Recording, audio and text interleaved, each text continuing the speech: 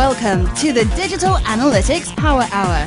Tim, Michael, Mo, and the occasional guest discussing digital analytics issues of the day. Find them on Facebook at facebook.com/analytics hour and their website analyticshour.io. And now, the Digital Analytics Power Hour.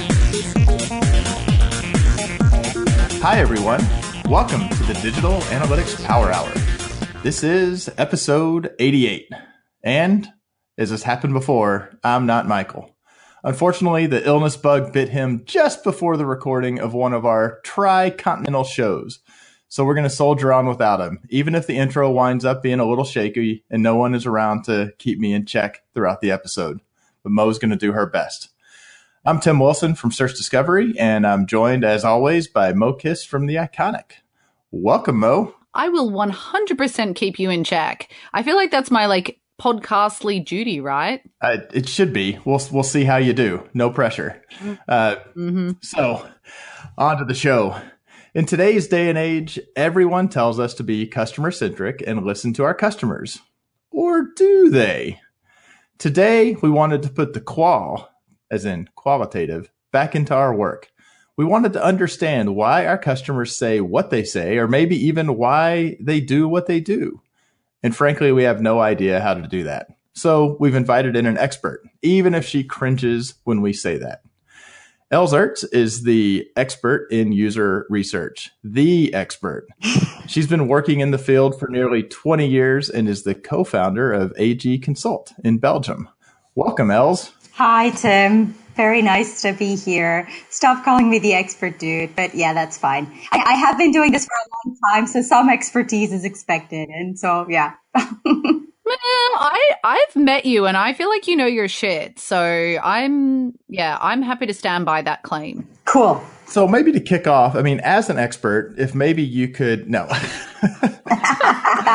Ask me anything. It was interesting as we were sort of kicking this around. There are a lot of sort of terms around user research, usability, consumer research, user testing. So can we maybe start with, are those all different sides of the same coin? Are they all very specific disciplines? Is one an umbrella? Can you sort of give the landscape of user research or whatever the broadest terminology is for that and what falls within it? Yeah.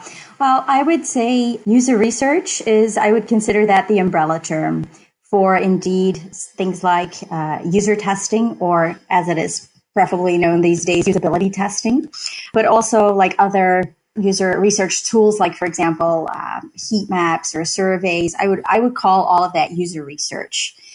Now, there's also something called consumer research, or I guess I would usually call it market research, which I would consider to be something completely different. Market research is basically where you want to find out if there is a market for your product, or you want to find out what the right price setting is, etc. That's basically, it's quantitative research, and it's really more about your product than it is about the user. User research is about the user. There's qual and quant as well, but for me, that would be the big difference if I described it. Okay. So we're kind of focusing on the experiences and perceptions and how they do things, as opposed to the market research being kind of could be primary or secondary. And it's more, can we sell this stuff? Mm-hmm. Or what are they looking for as a product or service, as opposed to what are they looking for from an experience on a website or in a mobile app or something else? Yep, more or less like that. I'm going to ask something completely ridiculous, but I just got to ask. Is there a certain number of people, users, whether they be at a user level or customer level or consumer level, that makes this type of work viable? I'm just thinking from the context of if you go out into the street and talk to 3 people, does that qualify? Or what's kind of best practice from your perspective?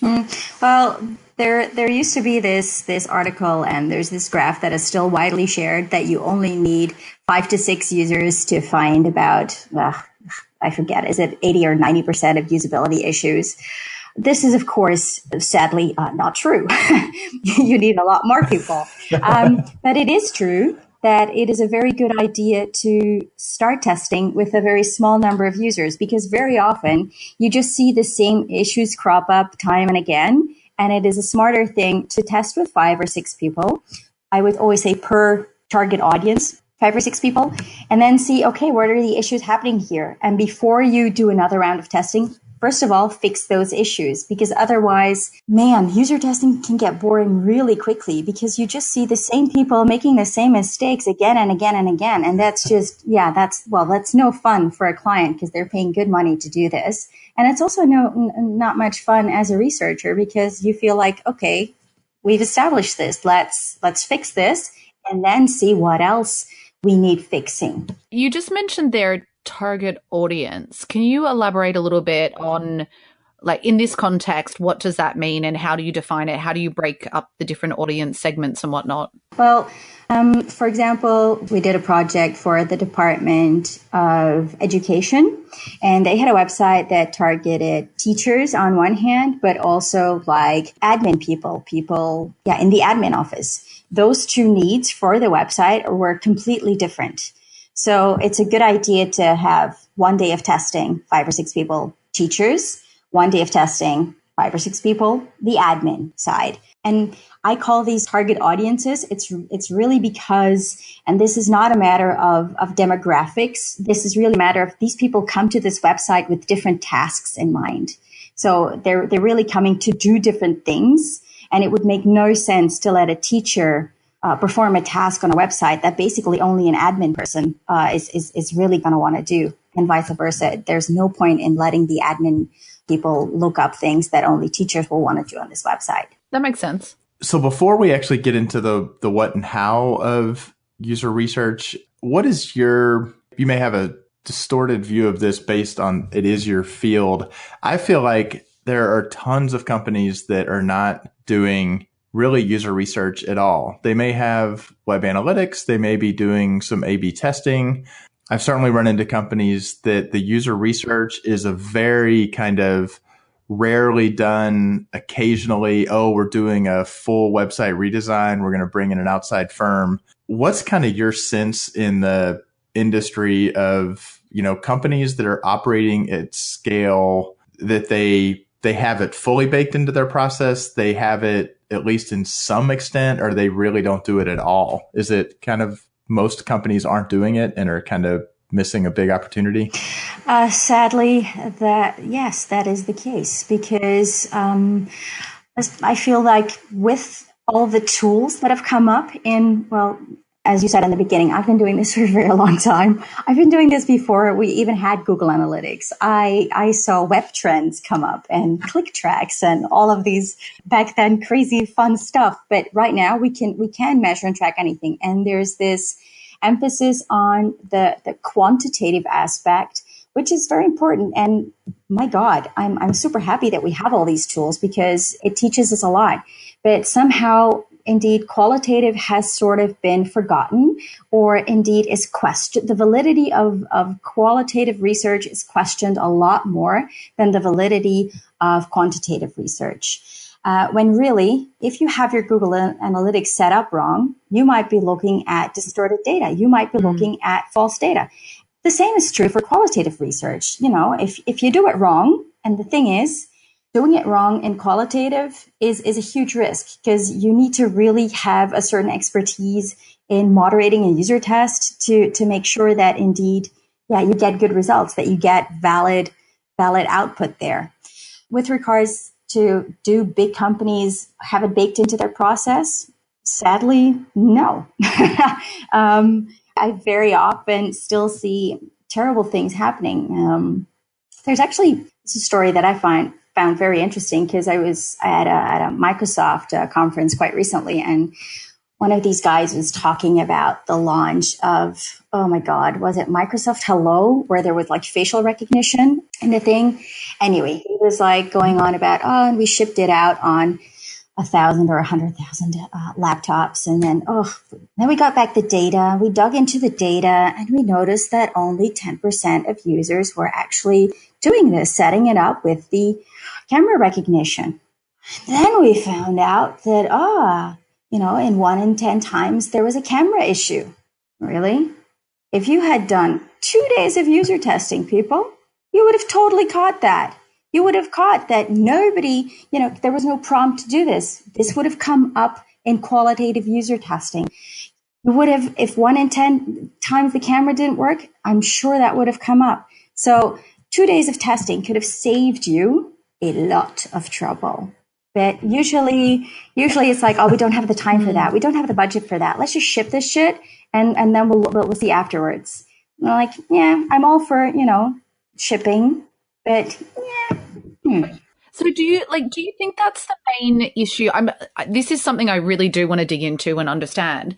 Why do you think businesses struggle to see the value of user research? Is it the time, the money? What is that resistance? Well, I think there's a resistance, as I said, because it's qualitative and it doesn't have the big numbers, which isn't as sexy. What also is a thing is that basically user testing is unpredictable. I cannot predict what the outcome will be. So after the user test, how long after that will we be able to ship? Well, that depends. That depends whether, your first prototype, for example, is doing really well and you only need to fix minor things. How much time will we need to plan in for the development team?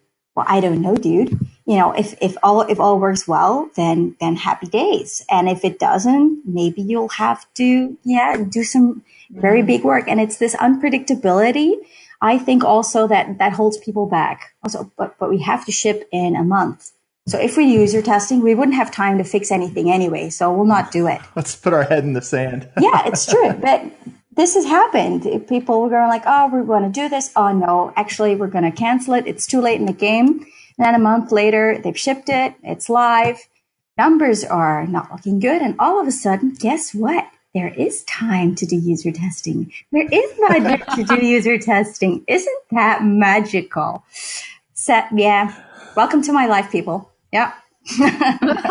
So is there also the kind of classic, and this goes, I know you're kind of a Jakob Nielsen fan, I think, or at least some of his stuff, that way back when he was making the point that we see ourselves, we think that, hey, I'm a user, so why do I need to do user testing? Because I've gone through this and it makes sense. We had a little incident before we started recording where Mo and I totally knew some terminology and you're like, what are you talking about? You actually knew what we were talking about, and we very quickly were trying to blame you. I mean, not blame you, but that seemed like that happens with web experiences as well. I'm a user. Hey, I showed it to my spouse or my kid, and why do I need to do user testing? Because I'm a human being and you're just going to test other human beings. I feel like that kind of comes in as well. I think, though, that we think that we have empathy for our users and that we can easily jump into their perspective. But I think about this all the time because there is this thing, and I'm going to be totally honest, it's killing me right now. We have multiple users that stumble on this step, and we've always known it's a problem, but very recently we kind of discovered a way that it's become really, really we've been getting user feedback about it, and it's been becoming super obvious to us. We knew it was an issue, but it's how do you have that customer empathy of being I don't understand the checkout the way you do. I'm not in it every single day. I don't know your platform, your tool, whatever your business is. We think we're doing a good job at it. And I just think no matter how well you think you understand your customers, nothing compares to hearing their own perspective. But that's you're kind of enlightened on that, right? That doesn't change. There's a meta level of that. My sense is that many, many, many marketers and designers haven't kind of reached that. Or I guess, Els, when somebody who is a skeptic about user testing, finally, for whatever reason, they get dragged kicking and screaming into actually doing it, do you get immediate converts, or do you have people who you've gone and done some user testing for them, you've shown the results, and a week later they're still saying this doesn't have value, we could have done this ourselves? It seems like the sort of thing that once people actually see it and get value from it, they'll be converts and evangelists forever and ever. Or does it not work that way? Well, it works that way, and I think the operative word here is they need to see it. And that is why always we encourage our clients, we actually beg our clients to please, please, please come and sit in on the user testing with us. Follow it live. If you can't free up your schedule for a whole day, just come and see one or two test participants. Because very often we'll start a day of user testing, and if there are people, in the observation room who are indeed, like you say, a bit skeptical, or they think, we've got this sorted. I know how this works. It works fine. And they see the first users struggle. Sometimes they'll say things like, well, this person is just not very intelligent, are they? Where on earth did you get this stupid person? And I'm like, excuse me? This is not very nice. And two, just sit back, relax. Let's have person number two, who will be a completely different demographic background. Like the first person could be a 20-year-old guy. Second person can be a 50-year-old lady. If you have a broad audience, and what we see is if something is an issue, it is an issue for everyone. And usually by participant number 3 at the very latest, people go, oh, shit. Okay. Okay. Oh, it wasn't that the first person was stupid and the second person is stupid, because this is really starting to look like a pattern here. And usually people say after test participant number 3, it has already been worth it. Just seeing these people do this, and then they say, now we've got to figure it out. Can we stop now? And you're like, no, we need to get through. Yeah, and that's also, we have do a whole day. Then you can see what are the issues that keep coming back, and then you need to, of course, know as a business and as an expert, okay, what are really stopping issues? What are things that would actually hold people back, for example, from buying your stuff, from completing the checkout? And what are minor irritations? Like, I'm a big fan of fixing everything, but if you need to prioritize, then you, of course, need to fix the stoppers first. So one question I wanted to ask, because this happens in my company quite a bit when we're talking about qualitative anything, there's always this thing about the sample size. Like, it always is an issue about getting buy-in. And it sounds like bringing people in the room is the best way to overcome that. But there's always going to be stakeholders in the business who can't physically come and watch. And for them, they'll always be like, oh, yeah, so 5 people complained about this. Well, we have 5,000 customer service contacts about this other issue. So clearly that's a much more important issue. How do you typically manage that type of discussion when it comes, what's your advice? This is it's a tough question. And it is true that qualitative research is a tough sell, because it's hard to come in and say, we've seen 5 or 10 people do this or fail here. Now, what we sometimes do to help hammer the message home, so to say, is we make sort of best of video clips. Actually, it's worst of. And when you see person after person fail at this same thing, and it's in a compilation video, this is already quite okay. And when you hear potential clients say things like, wow, they really didn't think this through, did they?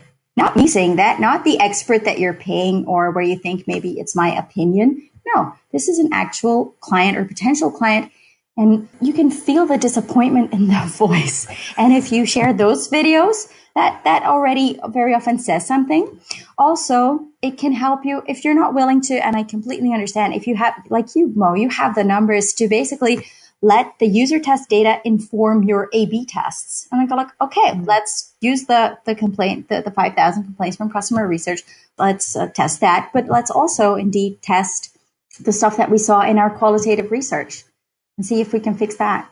I feel like it seems like you said earlier that doing user testing poorly can be very, very damaging. And I think a key to that is the actual person and their skills. And I know you've got sort of some kind of what is the role of the moderator? How does that work? What are the things they absolutely should not be doing versus what do they need to do? Mm-hmm. Yeah, I think a lot of this comes down to the fact that people think moderating a user test is like doing an interview. It's like you're asking this test participant, you're asking this person questions. when really that's just not the case. In an interview, you're after a person's opinion. You want to know what they think, and you want to know, you want to hear them talk. No, you want to have them express their opinion the whole time. That's not what you want in a user test.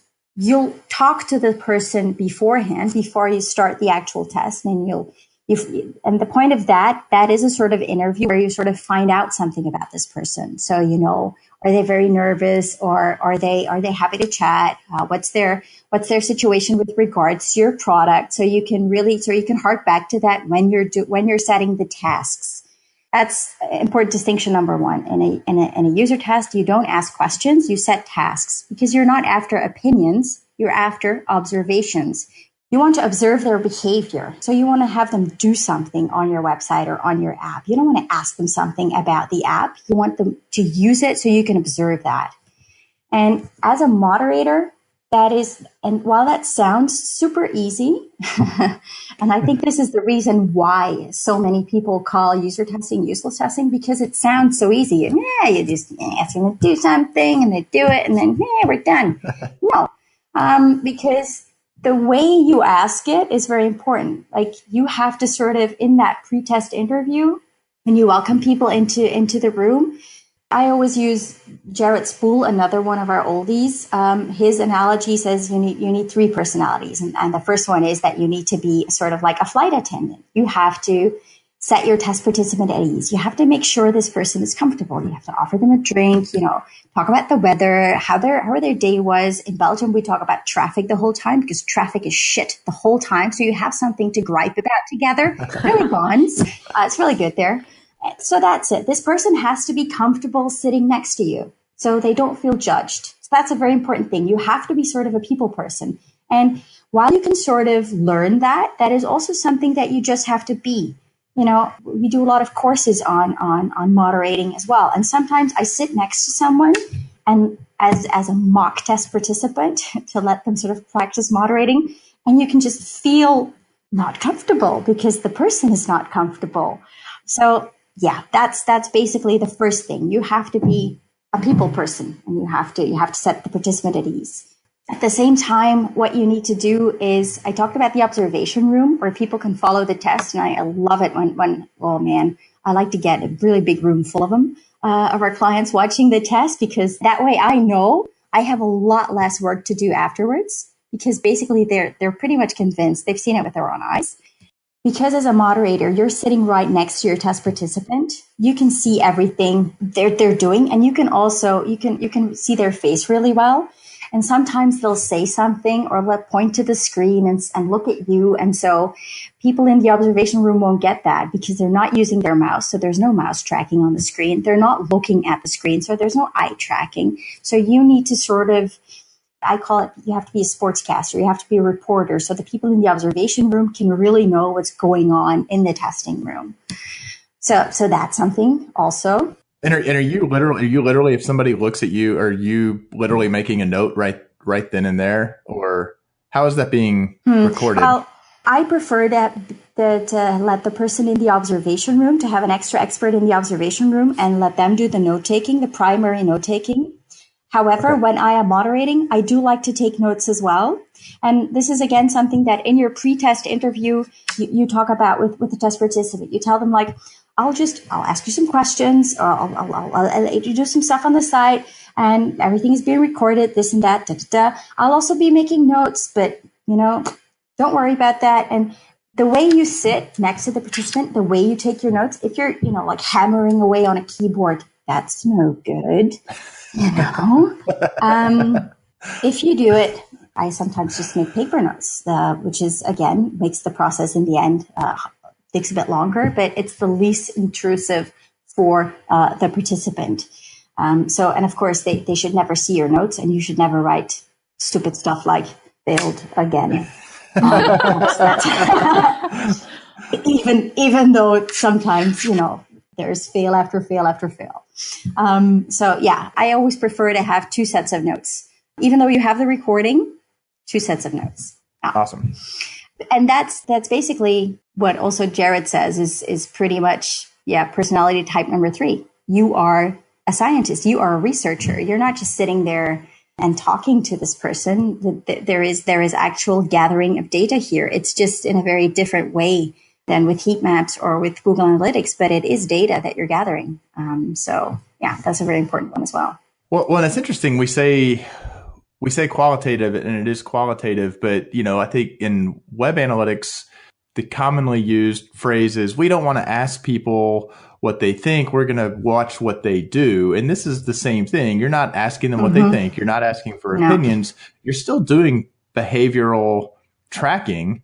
You're still, as much as possible, watching what they do, not at the scale of everyone on the website, but you're getting a whole lot more context with what they're doing. So it's what they're doing, but in a much, much richer data set with a smaller sample. Exactly. So it's actually a closer cousin to web analytics than I think sometimes it gets treated. Oh man, Can you just bridge the gap though, in that, like, I often hear people say, like, like the web analytics. I don't who calls it web analytics anymore, Tim? Honestly, digital analytics helps you understand like the what and the how, or something along those lines, and user testing is the why.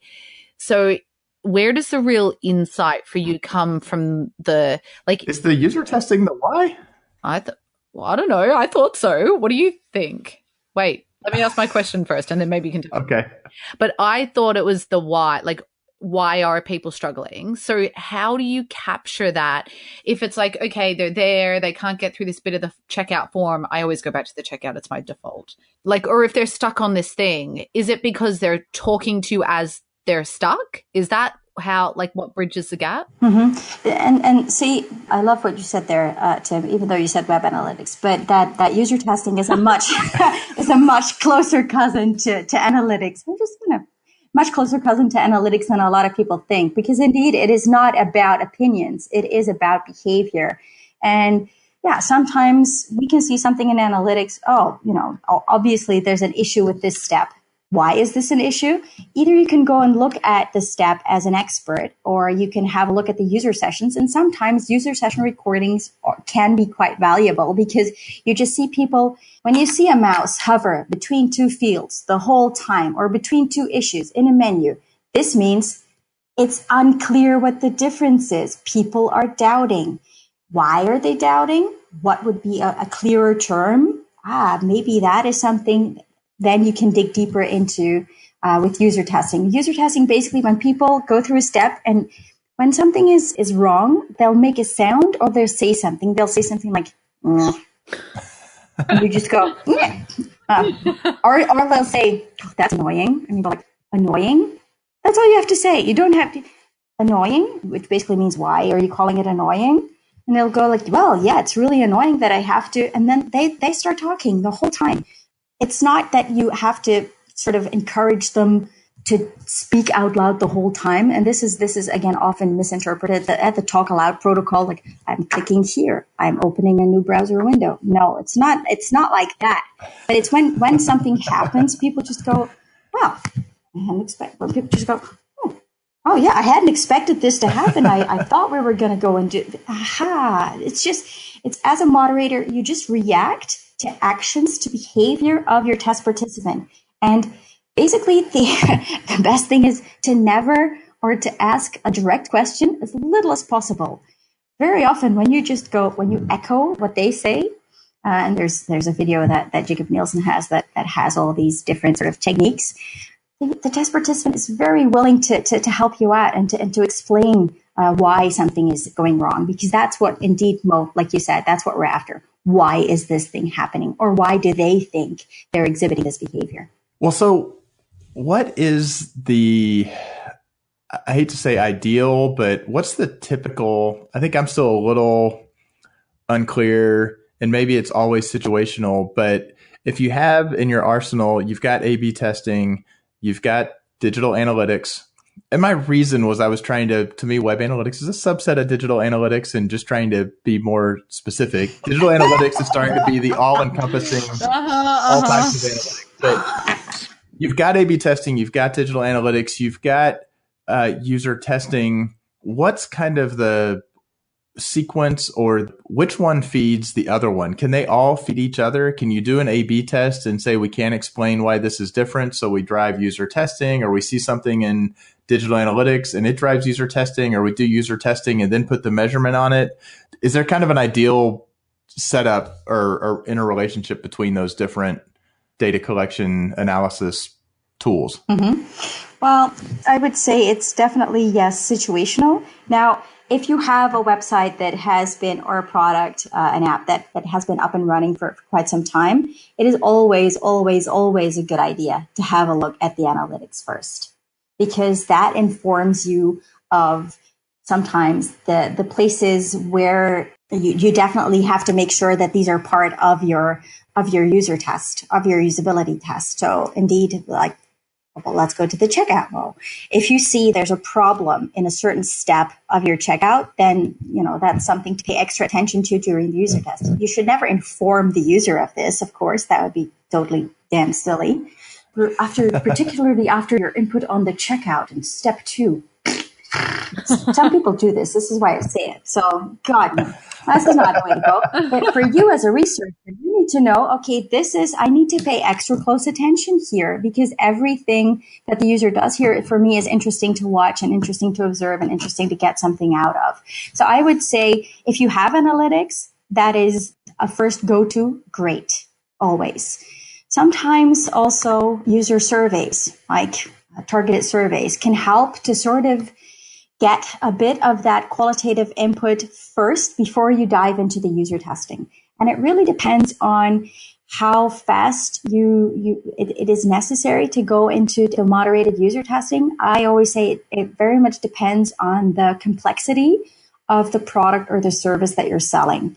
If you're a straight up e-commerce, then user testing is still very interesting, but it is not maybe the first thing that you need to do. You can already achieve quite a lot with the other methods, with indeed heat maps, with watching user session recordings, with your analytics, of course, and your surveys, and then doing A/B testing based on your hypotheses of that. But when you have quite a complex service or product, then making sure that you understand whether the user actually really understands what you're trying to sell them, what you're trying to offer them, and the steps they need to go through, that is super important. And that is very often not something analytics can inform you of. That is something that you really need to go one-on-one with people.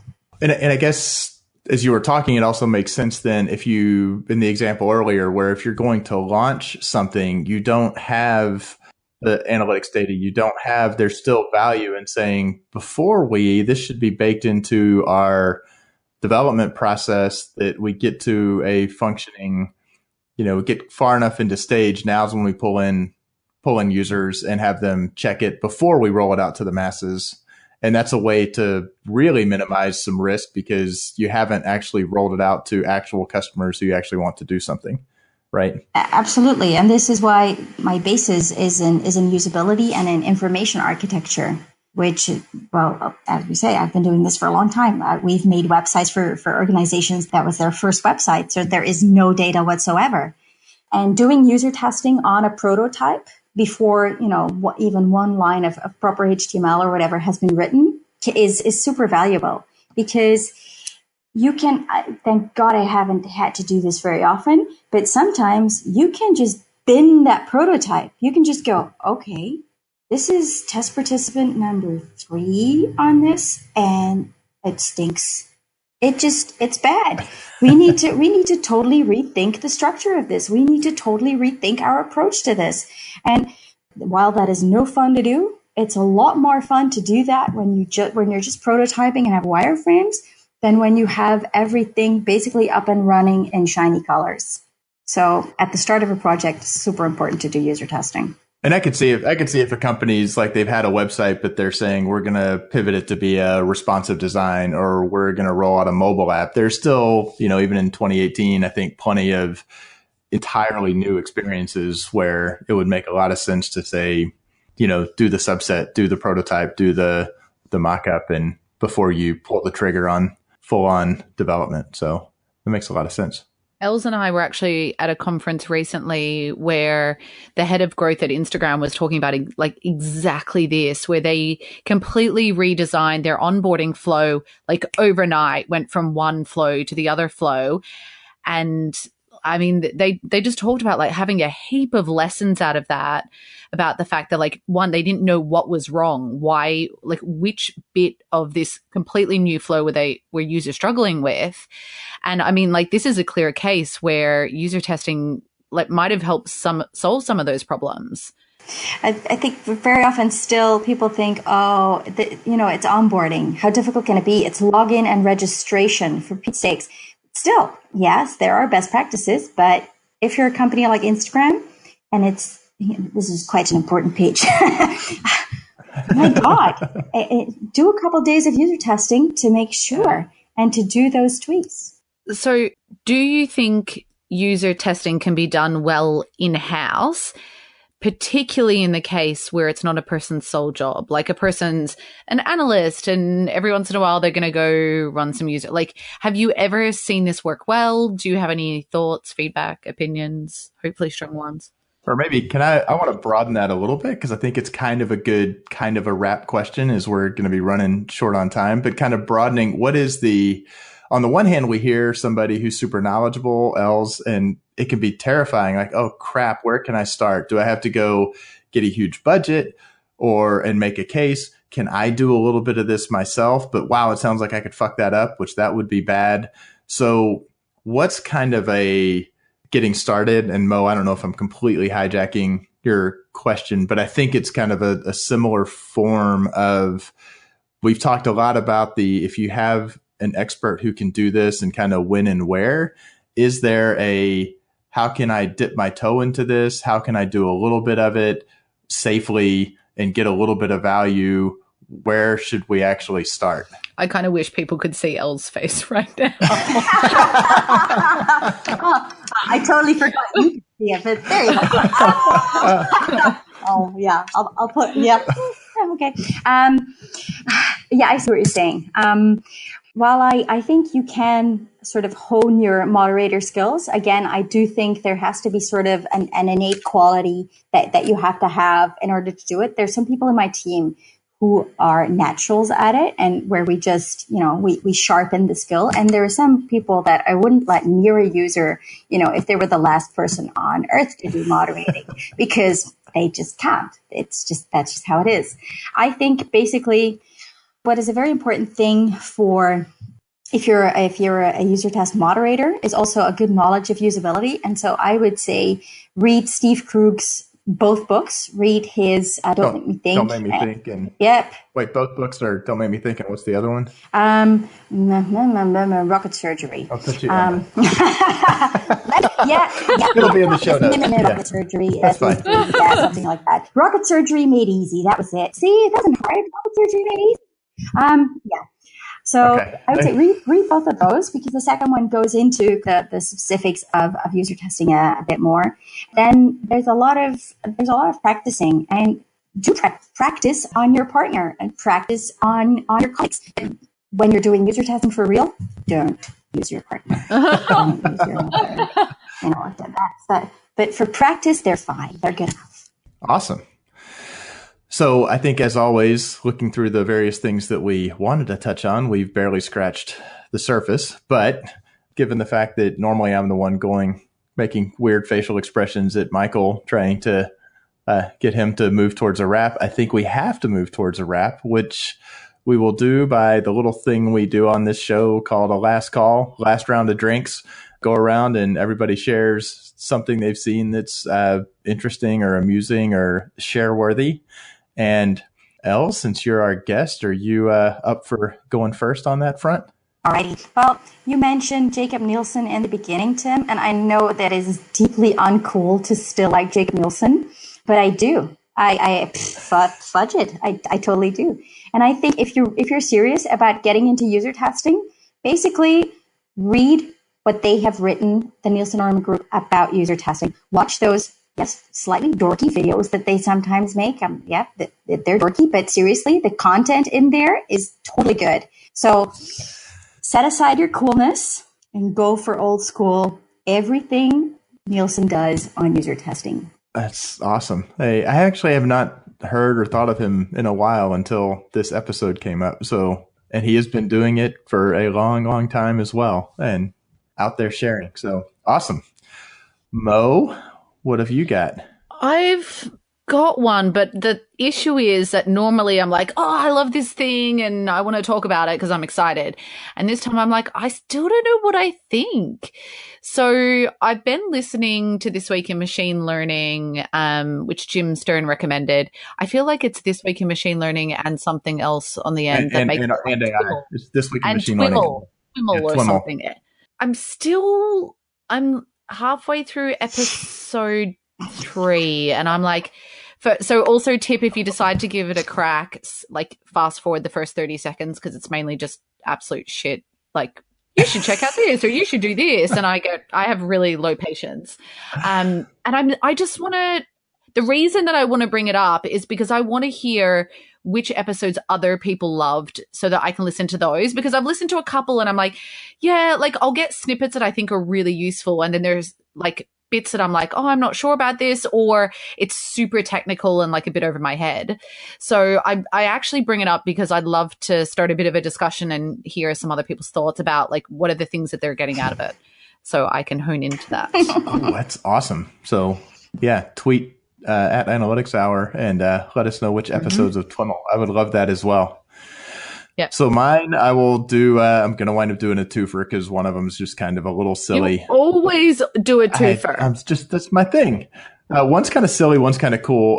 One, so I get joked about as being the podcast junkie, and I'm definitely a Gimlet Media junkie. So in the States, the ABC has Alex Inc., which is a new show starring Zach Braff, based on Alex Bloomberg's experience leaving NPR and going out and starting a podcast company. I love Zach Braff. He's just a funny, quirky dude. And I'm a huge fan of Gimlet Media, Startup, Reply All, Homecoming, their shows. So it's interesting to see a podcast actually inspired a broadcast television sitcom. We'll see if it makes it past one season. It's available on Hulu. So that's kind of my funny one. Australians don't have Hulu, so Australians, I recommend you Google how to get this. When you're here for Marketing Evolution Experience, we'll just hole up and binge watch American sitcom. That's what you want to do in Vegas. Everybody in Vegas sits and watches family sitcoms. The other one I stumbled across is a website called Frankenstein.com. Have you heard of this?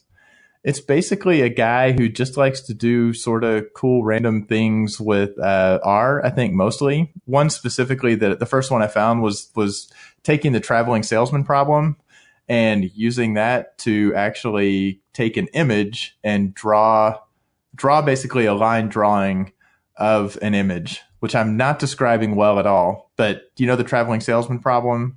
Person has to start at point A and they have to end at point A and they have to hit all these other destinations. So what's the math to make that the shortest path possible? So what he did was took images and said, convert it to grayscale and then randomly drop a bunch of points out of that and then apply traveling salesman algorithm. And it winds up with a line drawing of the face. So, or the image.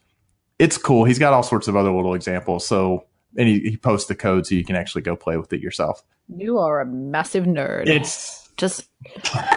It takes one to know one, and I'm pretty sure you're looking at this. If it wasn't hard to spell, weird to spell, you'd be looking for it right now, and I'd lose it for the rest of the show. So, with that rambling, Els, thanks so much for coming on. This has been a great. I've enjoyed the discussion. I wish we had time to ask 100 more questions, but for our listeners, what do you think? We'd love to hear from you. You can reach us on our Facebook page, on Twitter, in the Measure Slack team, via carrier pigeon, if you still use the term web analytics, and therefore that's the sort of mechanism you use. You can reach Els on Twitter at Els Aerts, at ELS_AERTS. Is that the best way for them to reach you? Yeah, that's a great way. That's good. Is it? That'll work. So get on out there and research some users. And as always, for Mo Kiss and Michael on the Mend, keep analyzing. listening, and don't forget to join the conversation on Facebook, Twitter, or Measure Slack group. We welcome your comments and questions. Visit us on the web at analyticshour.io, facebook.com/analyticshour, or at analyticshour on Twitter. So smart guys wanted to fit in, so they made up a term called analytics. Analytics don't work. Really? Oh, you talked about user stitching? Or cross-device stuff? Interesting. Shocker. I'm just going to let them know that we're about to start, and so this is like, give me a sec. Hey family, I love you all, but please do not come into the guest room now for the next hour. We're about to start recording. Seriously? Mom, what do your pajamas look like? Dark side and a blue top. That's the blue. And a what? Bottom? Don't worry, she's naked. Oh, Jesus Christ. Can you guys hear this? Did you hear Mom yelling, I'll sleep naked? Yes, we did. Yeah, the last call, I got it. I'm super prepared, dude. I just forgot the name. Okay. It's the last call at the pub. Yeah. No, you don't start telling the user that she doesn't get it. That's not acceptable. You're doing it wrong, Mo. Yeah. You're doing it wrong. This is my second time to try to moderate one of these, so. You nailed it last time. I've got full confidence. Oh, sorry, Tim. Do you wanna have? No. Okay. Yeah. No, wait. I have an idea, but you, the expert, should go first. So, Tim, what was your view, Tim? I was going to cut all that out, so I'm going to do a hard stop so I don't have to have you asking me for. You were really good at this. Like, I've just got to say, like. Honey, I'm the expert. I'm the expert of experts here. I'm kidding. No, but it's one of those things. Cut this out. Tim, would you want to take that? Do you want to take Mo's place there in the fangirl seat, or you want to change topics?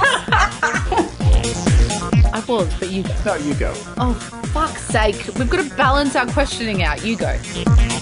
Did the swearing increase when I joined? Rock flag and user research.